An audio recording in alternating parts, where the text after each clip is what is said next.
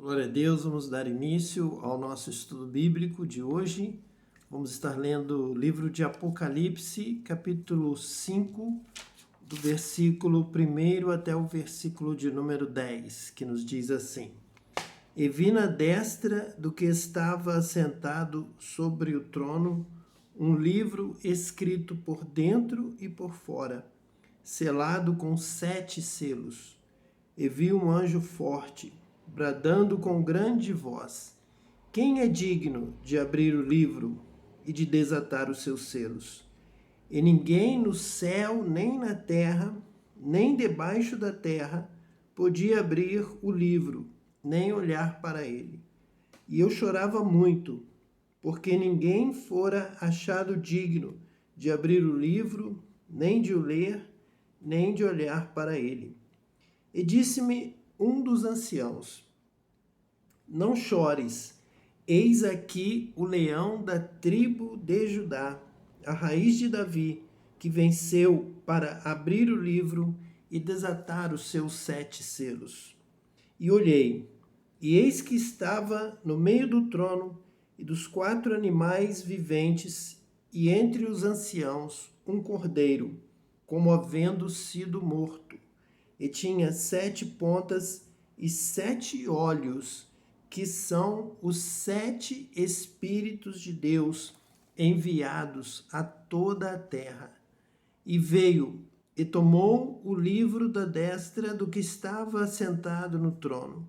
E havendo tomado o livro, os 4 animais e os 24 anciãos prostraram-se diante do cordeiro, tendo todos eles harpas e salvas de ouro, cheias de incenso, que são as orações dos santos. E cantavam um novo cântico, dizendo: Digno és de tomar o livro e de abrir os seus selos, porque foste morto, e com o teu sangue compraste para Deus homens de toda tribo e língua e povo e nação. E para o nosso Deus os fizeste reis e sacerdotes, e eles reinarão sobre a terra.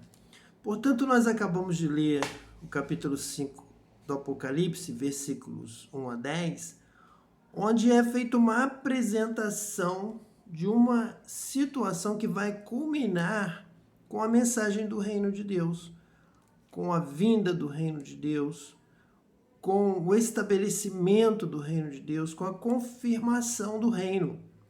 E o reino de Deus sobre a terra está na mesma sequência que nós vimos ser apresentados inicialmente por Daniel. O reino de Deus, a partir de que Deus é o juiz e ele vai reinar no momento em que se assenta no trono para dar a sentença. Então ele assume o destino, ele assume o conflito, ele assume a solução das guerras, a solução do mal, a solução dos aprovados, dos reprovados, a determinação do trigo, do joio, do que serve, do que não serve. Então a consumação final é quando Deus se assenta no trono para julgar.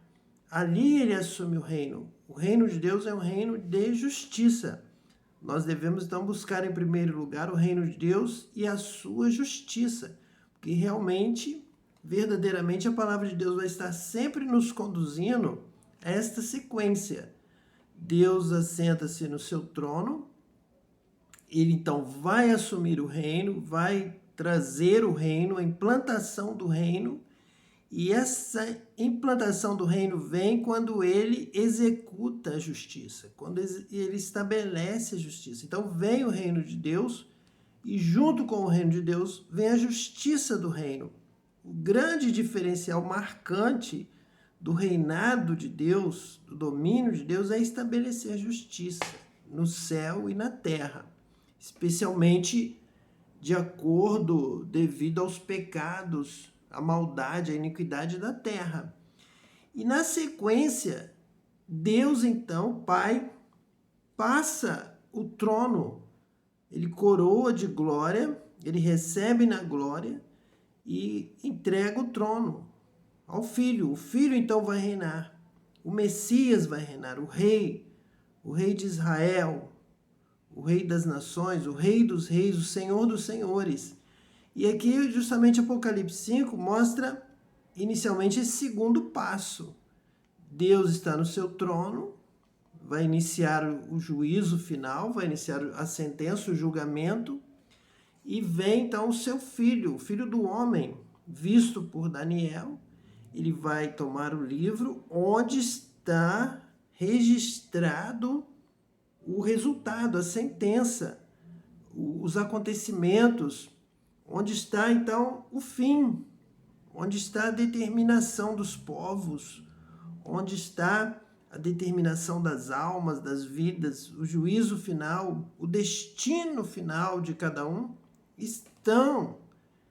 está escrito naquele livro, selado com 7 selos, que ninguém ainda pôde abrir, ninguém ainda teve uma distinção tal a ponto de receber de Deus autoridade para participar desse juízo, especificamente sobre a terra, contra a terra, a respeito da terra, tratar do conhecimento da vida na terra, dos atos da terra, do que vem da terra e sobe ao céu, o que está realmente acontecendo na terra, que os céus estão acompanhando, estão agindo, estão disciplinando, estão socorrendo, estão ajudando, mas agora vem então o juízo final, vem o livro, ele precisa ser aberto porque ali está registrado, ali está a salvação, ali está galardão, ali está a condenação, ali está realmente a revelação de tudo o que cada um fez, das obras de cada um, das palavras de cada um, do sentido da vida, como usou a sua vida, o seu corpo como um instrumento de obra para o bem ou para o mal, para ajudar ou para destruir, para dar vida, para socorrer o que precisava, o que estava caído, ou para derrubar, ou para impedir alguém de viver, impedir alguém de ser feliz, impedir alguém de ter família, liberdade, vida com abundância. Tudo isso vai estar registrado. Tudo isso está neste livro. Esse livro precisa ser aberto para que venha a consumação dos séculos, para que venha o dia do Cordeiro, o dia de Cristo, o dia final, o dia do juízo final. E aqui nós já encontramos, então, no último versículo que nós lemos, que é Apocalipse 5:10, o terceiro momento, quando também o Filho, quando também Cristo, o Messias, ele então passa também o reino para os seus apóstolos, para os que o seguem, para os que o amam, para os que obedecem, para os que o seguiram por onde ele foi, por onde ele andar, os que o seguem, os que guardam o seu mandamento. Então, diz aqui o versículo 10, e para o nosso Deus os fizeste reis e sacerdotes, e eles reinarão sobre a terra. Então, também o Apocalipse, também o livro, é este momento da terceira fase do reino de Deus, da vinda, da implantação, da abertura dos selos para abrir o livro, onde então Jesus comprou homens, pessoas de toda tribo, língua, povo e nação.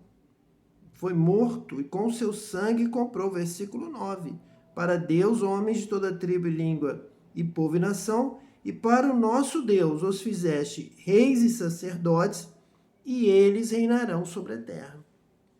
Então nós podemos aqui observar que aprove a Deus dar o reino e ter homens escolhidos, homens que realmente seguiram ao Cordeiro por onde quer que ele andou, seguindo o seu caminho, obedecendo a sua palavra, os seus mandamentos, amando acima de tudo, que é a lei real, é a lei superior, é a lei que está acima de todas, que devemos fazer acima de tudo é amar.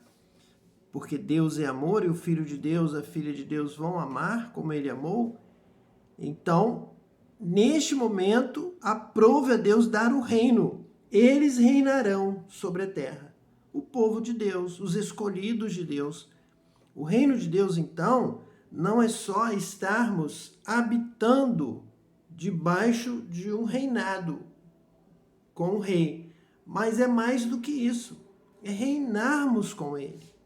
É estarmos no trono, estarmos assentados, coroados, recebendo a coroa da vitória, tomando posse da direção do reino, do reinado.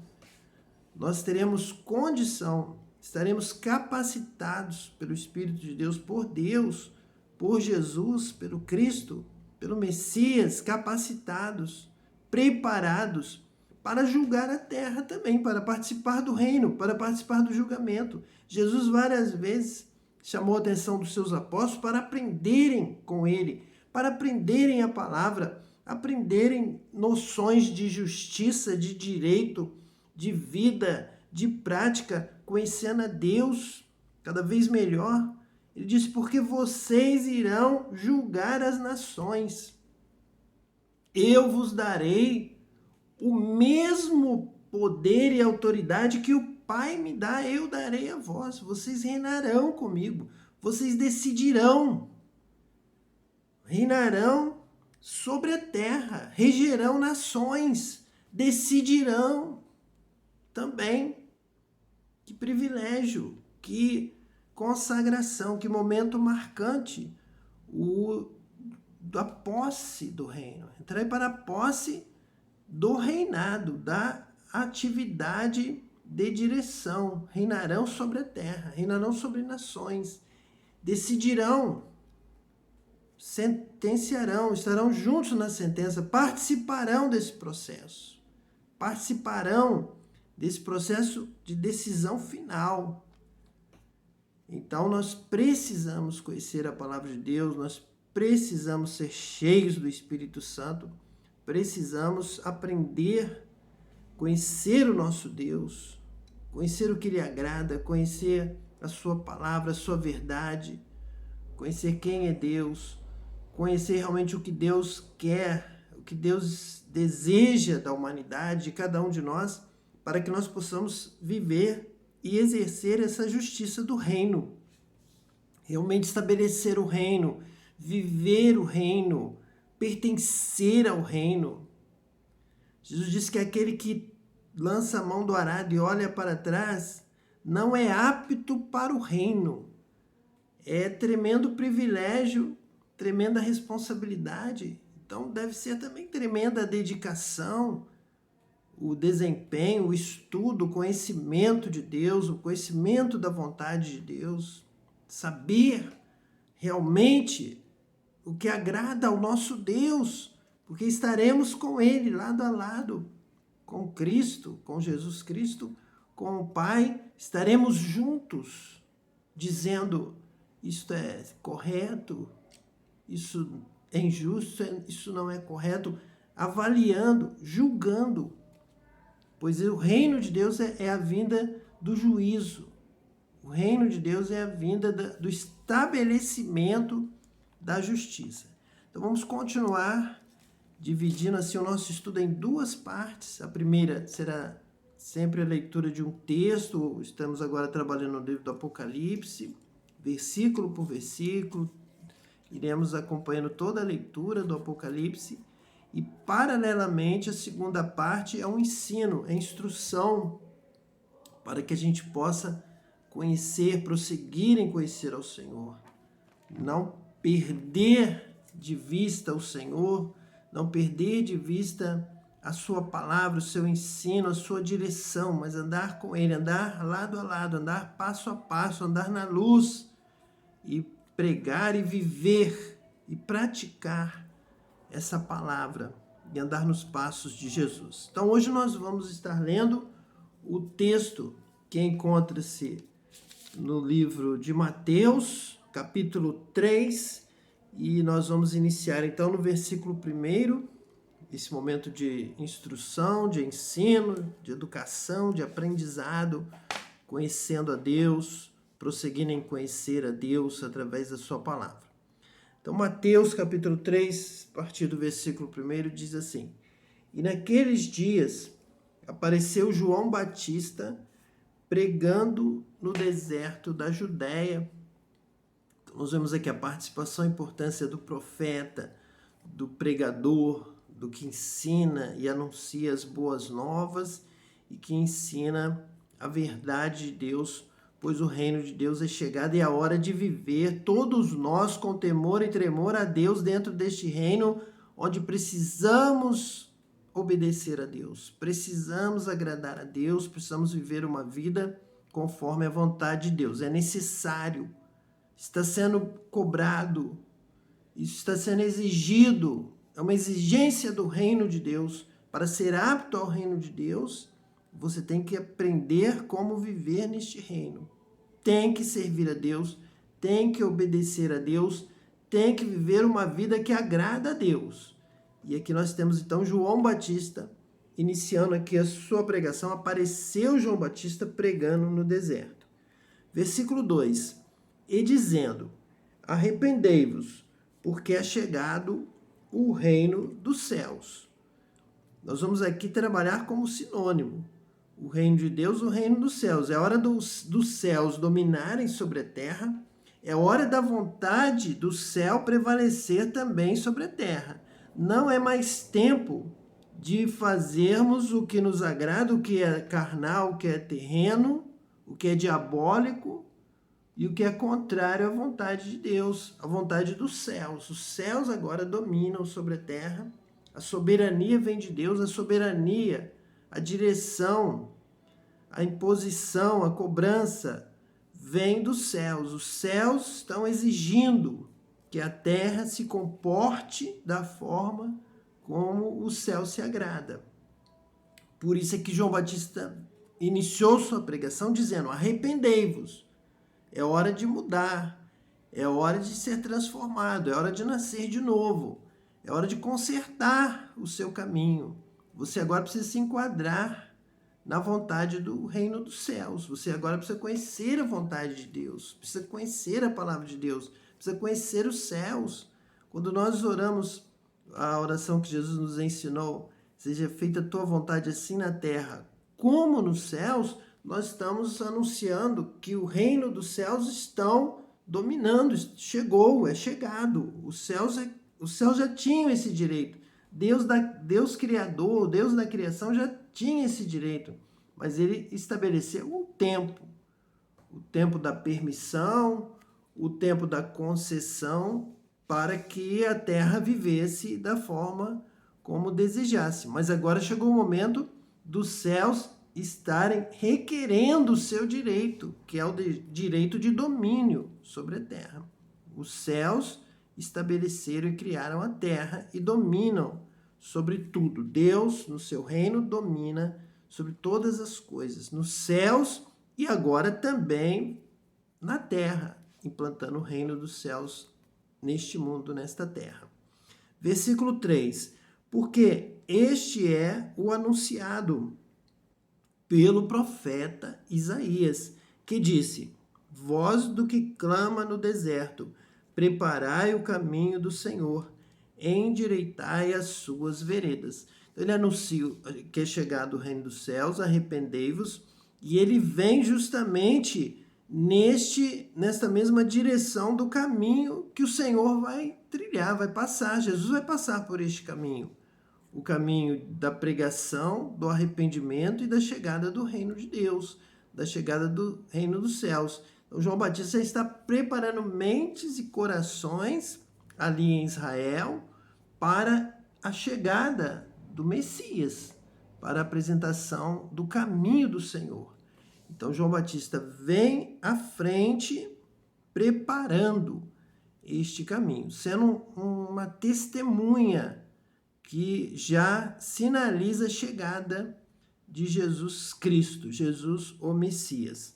Versículo 4: E este João tinha a sua veste de pelos de camelo e um cinto de couro em torno de seus lombos, e alimentava-se de gafanhotos e de mel silvestre. Eu acho muito importante este versículo porque ele está demonstrando, está ensinando que um profeta que vai assumir um trabalho muito independente, completamente independente do que o mundo, do que a terra espera e está acostumado e está sustentando, está empregando, está provendo, João Batista já mostra preparação para o ministério missionário, o ministério na dependência de Deus.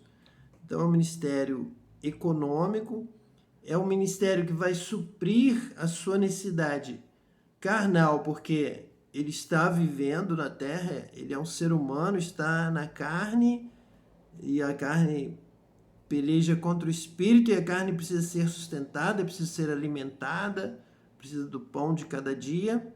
E João Batista, então, se prepara, Deus o ajuda, certamente o profeta, como fez com Elias, alimentando Elias também. Aqui diz que Deus alimenta o seu profeta e prepara e ensina como ele vai se sustentar no deserto, podendo realizar o seu ministério com autonomia, com liberdade. O ministério profético, então, está garantido, porque está sustentado, claro, do alto dos céus, pelo Espírito de Deus, está sustentado o conteúdo da sua mensagem, e na terra está aqui suprido a sua necessidade, o seu alimento. Eu creio que todo aquele que pretende viver pregando o evangelho vai pensar também nessa parte, que aqui a palavra de Deus está demonstrando para nós, revelando para nós este cuidado. Todos que forem também, que desejam realizar esse trabalho, de pregar o evangelho, de ir por todo mundo anunciando a palavra, ele precisa também estabelecer, ter uma consciência de como ele vai se alimentar, como ele vai se vestir.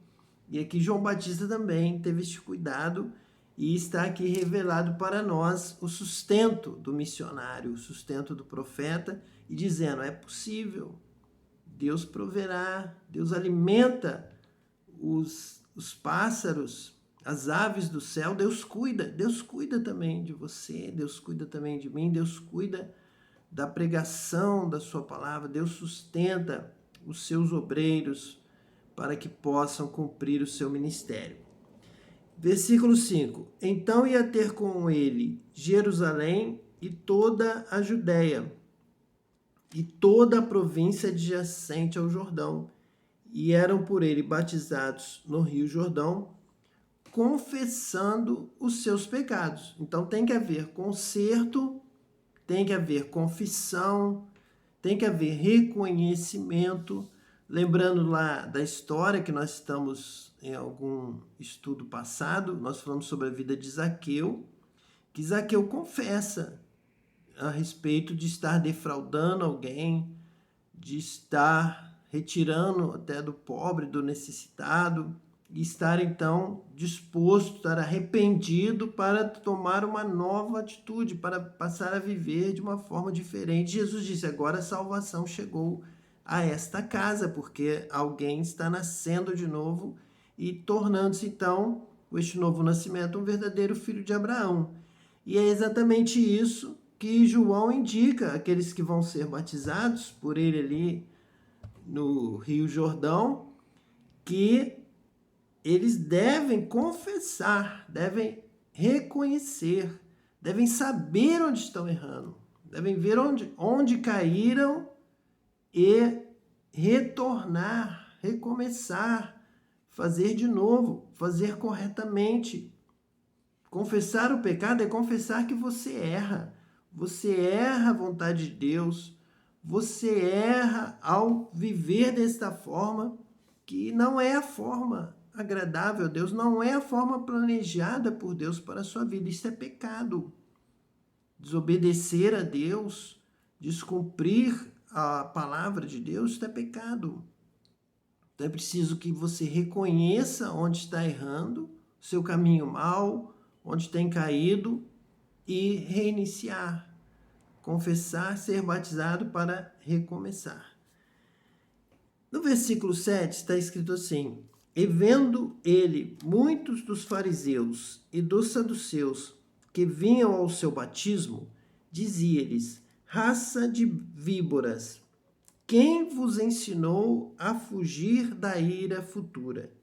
Produzi, pois, frutos dignos de arrependimento. Então, aqui há uma mensagem sobre escatologia, sobre juízo final e sobre nova vida, sobre produzir frutos dignos, sobre obras diferentes, viver uma nova vida, viver de forma diferente, executar as coisas de forma que agrada a Deus, frutos dignos do arrependimento. Você confessa, você se arrepende, confessa o seu pecado, reconhecendo que isso é pecado e vai produzir frutos dignos desse momento, deste fato que você pronunciou, que você fez um voto, você declarou o reconhecimento do seu pecado e declarou o seu arrependimento. Agora você precisa dar frutos que provem isto.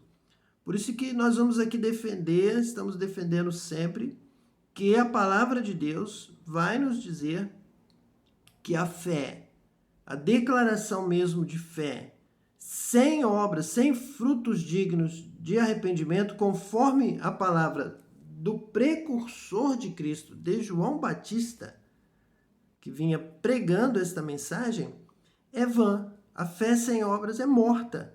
A fé, a declaração do arrependimento, sem frutos dignos de arrependimento, não tem valor. Então, a quem João Batista compara? Os fariseus e saduceus que vinham ao seu batismo compara a raça de víboras. Por que que João Batista compara os que vinham logo, rapidamente, vinham querer já aparentemente resolver o seu problema com o batismo? Essas pessoas que correm para o batismo, que logo falam a respeito de arrependimento, fazem declarações de arrependimento ou declarações de fé, mas que não são acompanhadas de frutos, ele chama de raça de víboras. Porque nós podemos observar o seguinte: se houver um incêndio em uma mata, você vai observar que os primeiros que irão aparecer rapidamente, fugindo da ira do fogo, serão as víboras. As cobras serão os primeiros a passarem rapidamente. Por quê? Porque eles não têm consciência, eles não têm amor, eles são extremamente egoístas, eles querem se salvar e não vão olhar para o lado, para ninguém, eles não têm amor, são raça de víboras. Todos os demais seres irão procurar a sua família. Os filhotes, os animais irão se juntar. Eles irão ter uma consciência, um instinto, se podemos dizer assim, um instinto animal, mas um instinto de cuidado, de ajuda, de socorro. Eles não sairão correndo em linha reta, como a víbora sairá. A víbora irá ser o primeiro a fugir. Você verá as víboras se salvando rapidamente, levantando e correndo e se salvando.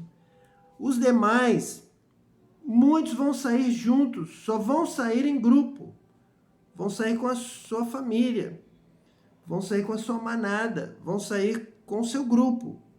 E muitos vão demorar, e ao tentar até socorrer, poderão até perecer tentando ajudar, tentando salvar, porque são frutos dignos de arrependimento, de vida, de amor, de ter misericórdia. Misericórdia é valorizar a vida do próximo, do outro.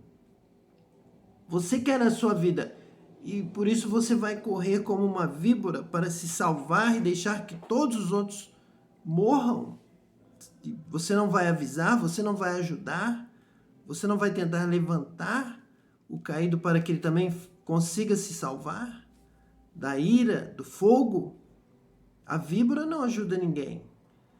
Mas João Batista está dizendo: eu quero que vocês amem, Eu quero que vocês produzam estes frutos. E o fruto real, o fruto maior, o principal é o amor. Quero que haja amor em vós. Eu não quero pregar para que pessoas levantem as mãos e sejam piores do que eram ou não melhorem nada. Ou continuem sendo egoístas, como as víboras. Não é isso. João Batista não veio para isso. Jesus também não veio para isso. Não veio para este resultado. Quero que se salvem. Estou salvo. A víbora estava salva. A víbora foi a primeira a correr para se salvar. Mas a verdadeira salvação não é esta, de correr, levantar a mão e ter uma aparência de declarar arrependimento e que sabe o que é pecado. É preciso uma nova vida, frutos dignos. Eu odiava, eu era egoísta, avarento, eu era mau, mas agora eu amo, agora eu ajudo, eu agora sou transformado, sou nova criatura, eu nasci de novo. Eu agora não sou parado, agora eu não faço nada. Antes eu fazia o mal, agora eu sou como a víbora que me salvei e vou cuidar da minha vida sozinho. Continuar sendo avarento, continuar sendo egoísta, continuar vendo os outros morrendo, perecendo, fracos, derrotados e não ajudando, não amando, não estendendo a mão, não tendo compaixão, não tendo misericórdia, não buscando oferecer socorro, ajuda, oferecer a vida, o conhecimento sequer da vida e estender a mão, como fez, lembrando mais uma vez, o samaritano com aquele que havia caído nas mãos dos salteadores, e o samaritano ajudou, socorreu, curou, passou o remédio e ainda preparou provisões. Se precisar de mais alguma coisa, eu vou pagar quando eu voltar. Eu vou ajudar de verdade. Isso é amor. Um amor extravagante. É um amor que supera a razão, supera qualquer princípio desta terra carnal. É o amor de Deus, é o amor de Jesus, que morreu por nós, derramou seu sangue, foi fiel até a morte, morte de cruz, por amor, e venceu. E Deus deu a declaração: este é meu filho amado, ele venceu. E eis aí o Cordeiro de Deus, que venceu, é digno de abrir o livro, de desatar-lhe os selos. Então, João Batista já estava ensinando isso. Como nós precisamos nos sentir? Nós precisamos nos sentir filhos de Deus e não víboras. Eu estou salvo, eu me salvei. Eu sei, eu estou feliz porque eu me salvei. Você não pode estar feliz porque se salvou se o seu próximo, se o seu irmão está perecendo. Você precisa produzir, você precisa ajudar, você precisa trabalhar na obra de Deus. O pai trabalha até agora, o filho também, nós também precisamos trabalhar, ajudar, parar um pouco com a nossa caminhada de conquistas individuais, possessivas, avarentas, e começar a também compartilhar a vitória do nosso irmão, a vitória, o que nós temos com o nosso irmão, e ver também os outros podendo também ter vitórias, se salvarem e serem felizes, terem vida e vida com abundância, pois isso é fruto de salvação. Salvação é nova vida, é vida de paz, de alegria. E é isso que Jesus quer. Quando Jesus disse a Pedro: Pedro, tu me amas? Senhor, é claro que eu te amo, o Senhor é tudo para mim, eu te amo. Então cuida das minhas ovelhas, cuida do meu rebanho, ajuda o próximo, socorre, porque eu vim ao mundo para isso, é isso que me agrada, é isso que eu espero, Pedro, de você e dos demais que têm crido em meu nome, que produzam frutos dignos de Cristo, o Senhor que nos ama, que nos amou até o fim, até a morte. Ele também quer que haja esse amor em cada um de nós. Então esse é o ensino que João Batista que já trazia também, como estou aqui trazendo hoje, na mesma linha, na mesma sequência de João Batista, de Elias, do profeta. Ele diz assim: e não presumais de vós mesmos, dizendo, temos por pai Abraão. Porque eu vos digo que mesmo destas pedras, Deus pode suscitar filhos a Abraão. E também agora está posto o machado à raiz das árvores. Toda árvore, pois, que não produz bom fruto, é cortada e lançada no fogo. Então é preciso que na conversão, que no apelo ao levantar a mão, que diga, olha, você agora vai produzir bons frutos. Você agora vai ser bênção. Você não vai só dizer que é filho de Abraão pela fé e que você agora é abençoado, não. Porque Abraão foi chamado não só para ser abençoado. Deus chamou Abraão para ser uma bênção para todas as famílias da terra. Tem que dar bom fruto. O filho de Abraão produz frutos. João Batista dizia, pois que toda árvore que não produz bom fruto, boa obra, um bom resultado, você tem que abençoar, você tem que ser bênção. Pela fé, as coisas têm que mudar, têm que acontecer, tem que se mover, tem que haver operação, tem que haver serviço, tem que haver trabalho. A seara é grande. Rogai, pois, ao Senhor da seara que mande trabalhadores para a sua seara. Então, alguém que levanta a mão e faz confissão de fé, faz profissão de fé, que faz declaração de arrependimento, de nova vida, vai produzir bom fruto. Se não produzir bom fruto, essa fé é vã, essa declaração foi falha, foi errada, não foi profunda, não veio do coração, não foi verdadeira, não foi fiel, não realizou, pegou o talento, escondeu debaixo da terra e não produziu nada, não multiplicou nada. O fruto não se multiplicou, não deu 100 vezes mais, 50 vezes mais, nem 10 vezes mais. Não houve fruto. Se a árvore não produziu, não produz bom fruto, será cortada. Então é preciso que o apelo, que a conversão sejam destacados, sejam valorizados, a ponto de dizermos, você vai dar bons frutos. Você será uma bênção. Deus vai te abençoar, vai escrever seu nome no livro da vida e você será uma bênção e vai trabalhar. Porque a obra de Deus é trabalho na seara do Mestre. Estamos sendo chamados para obra. Na terra é obra, na terra é trabalho. Resta um descanso para o povo de Deus. Chegaremos, sim, em nome de Jesus, ao lugar de descanso. Descanso com o Pai, com o Filho eternamente. Mas agora é hora de dar bons frutos. Isso que João Batista está aqui pregando, nós estamos aprendendo para nos despertarmos. Levantai-vos, bendizei ao Senhor, servi a Deus com alegria. Servi a Deus, prestai o seu culto, adorai a Deus em espírito e em verdade e ame profundamente o rebanho do Senhor, aqueles que Jesus não quer que pereça, que Deus não quer que ninguém se perca. Então, ajude, trabalhe, seja um cooperador na obra de Deus, dê frutos, bons frutos, dignos de arrependimento. E o último versículo diz assim, e eu em verdade vos batizo com água para o arrependimento, mas aquele que vem após mim é mais poderoso do que eu. Não sou digno de levar as suas sandálias.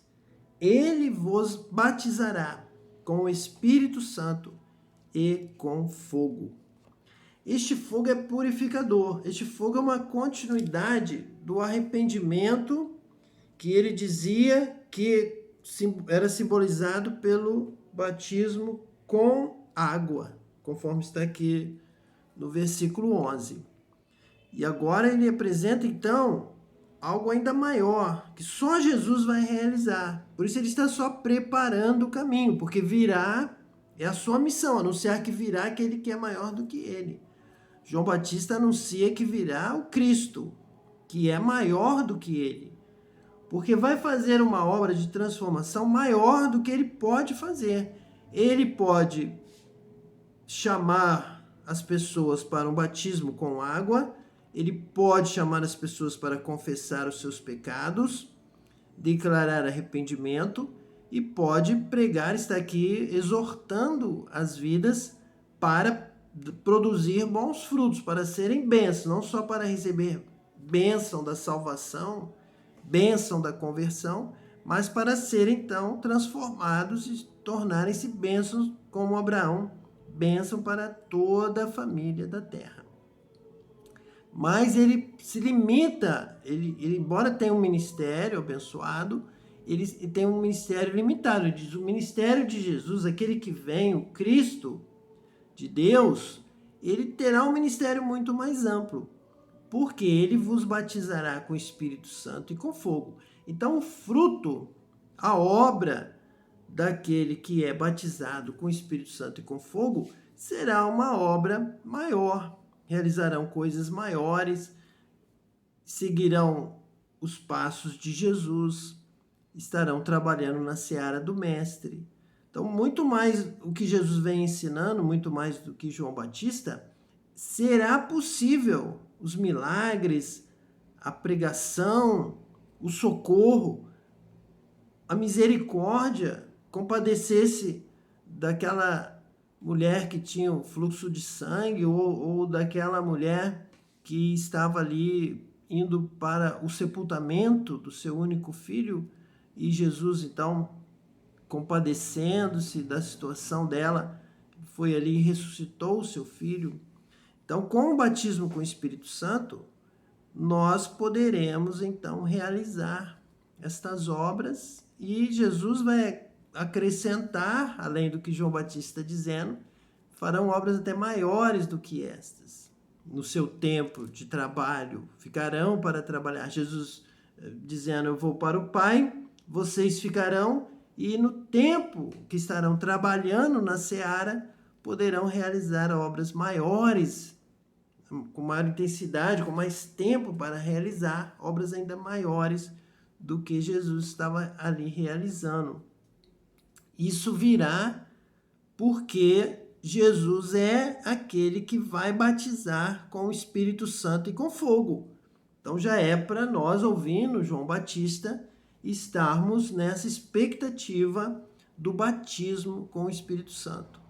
E eu quero aqui, no final desse estudo, dar o testemunho do batismo com o Espírito Santo, o qual, em um momento da minha vida, comecei uma consagração, buscando esse batismo, ouvindo, lendo na palavra de Deus a respeito do batismo com o Espírito Santo.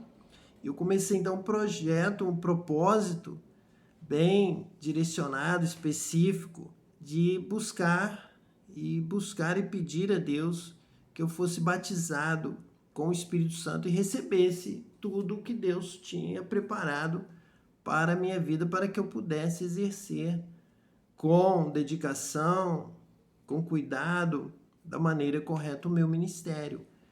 Então comecei a jejuar e orar, e comecei um propósito de fazer isso em segredo, não revelei para pessoa nenhuma, e comecei a realizar ali um jejum, sempre parcial, pela manhã, até o meio-dia, orando, jejuando, e apenas me alimentando a partir do meio-dia devido aos meus estudos, aos meus trabalhos que eu tinha já na época, e precisava então que fosse esse jejum parcial.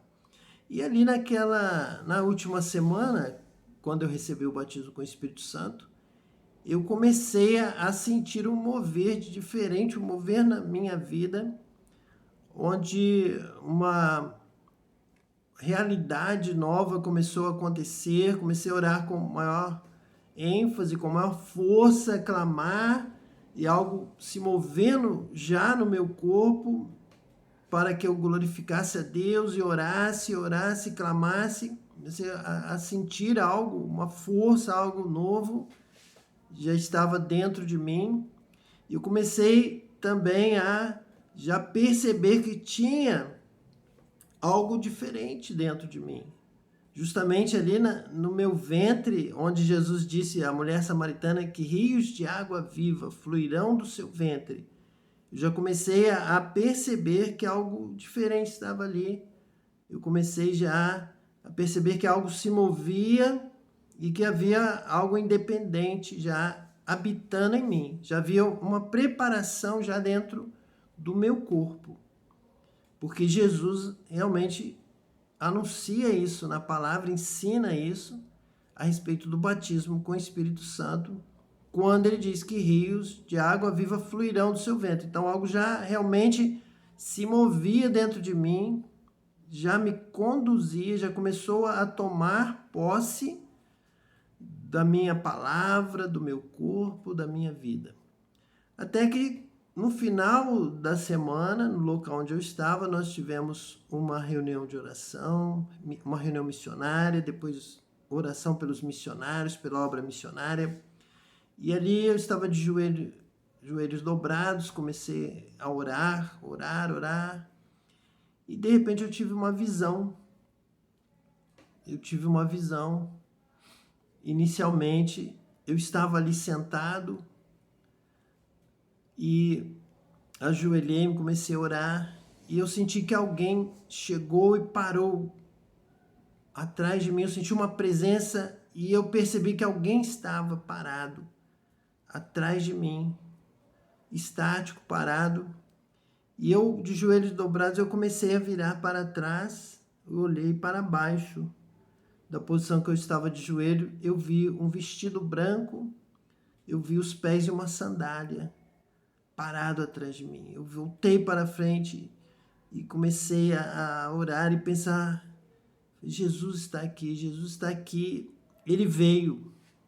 Também, nesses últimos dias, eu já estava orando e começou a passar muitas coisas pela minha mente. É porque eu orei muito, é porque eu estava fazendo tudo muito certo, eu estava jejuando, eu estava fazendo todo o meu trabalho corretamente, com a maior dedicação, da melhor forma possível. Tudo que eu estava fazendo para Deus, buscando o batismo com o Espírito Santo, e eu estava corrigindo tudo que eu podia na minha vida, nas minhas obras, nas minhas palavras, no que eu pensava, no que eu fazia, tudo pensando em Deus, tudo buscando a Deus.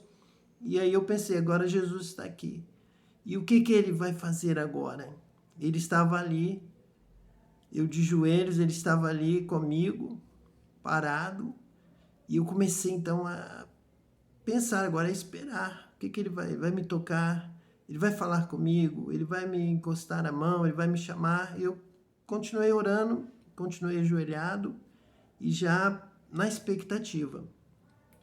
Neste momento eu estava de olhos fechados e eu comecei a ter uma visão de uma pedra como um meteoro pegando fogo, vindo pelo céu.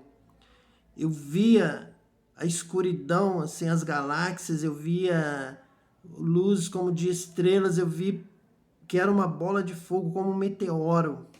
Era uma pedra incandescente com as chamas em volta dela e formava uma pequena cauda, como um cometa mesmo, e vinha do céu.